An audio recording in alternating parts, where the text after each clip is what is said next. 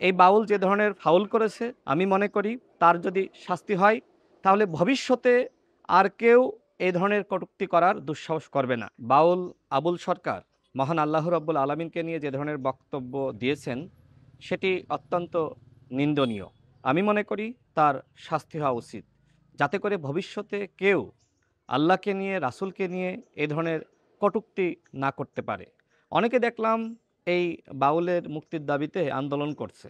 আমার কাছে মনে হয় যে তারা হয়তো এই বাউলের যে ফাউল বক্তব্য সেটি শোনে নাই। দেখেন, আমরা বাংলাদেশের মানুষ, আমরা অত্যন্ত অসাম্প্রদায়িক। আমরা মনে করি এদেশে যারা হিন্দু রয়েছে তারা স্বাধীনভাবে তাদের ধর্ম পালন করবে, যারা মুসলমান রয়েছে তারা স্বাধীনভাবে তাদের ধর্ম পালন করবে। কেউ কারোর ধর্ম নিয়ে কটূক্তি করতে পারবে না। এই বাউল যে ধরনের ফাউল করেছে আমি মনে করি তার যদি শাস্তি হয় তাহলে ভবিষ্যতে আর কেউ এই ধরনের কটূক্তি করার দুঃসাহস করবে না। দেখেন, আমি মুসলমান, আমি মনে করি এই বক্তব্যের মাধ্যমে বাউল আবুল সরকার যে ধরনের ফাউল করেছে তার কঠোর শাস্তি হওয়া উচিত, যাতে করে ভবিষ্যতে আর কেউ এ ধরনের বক্তব্য প্রদান করার দুঃসাহস না করে। আমি মুসলমান, আমার কাছে সবার আগে ধর্ম আগে।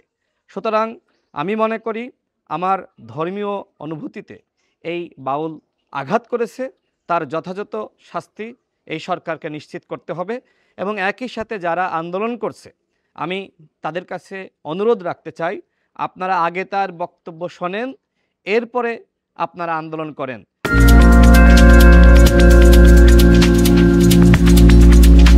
বাংলাদেশে যারা শিল্পী রয়েছে তারা তাদের শিল্পকর্ম নিয়ে এবং তাদের শিল্প চর্চা তারা করতে পারে, এটাতে আমাদের কোনো আপত্তি নাই। আমরা মনে করি বাংলাদেশের মানুষের সেই ধরনের স্বাধীনতা রয়েছে, যারা শিল্পী তারা তাদের কার্যক্রম পরিচালনা করবে। কিন্তু এর মানে এই নয় যে আপনি ধর্মকে নিয়ে আপনি কটূক্তি করবেন। হ্যাঁ, আপনি ধর্মকে নিয়ে মন্তব্য করতে পারেন, কিন্তু সেইটা যাতে আসলে ধর্মের সাথে সাংঘর্ষিক না হয় এবং ওই ধর্মের মানুষের ধর্মীয় অনুভূতিতে আঘাত না আনে। এই বিষয়গুলো আমাদের অবশ্যই লক্ষ্য রাখা উচিত।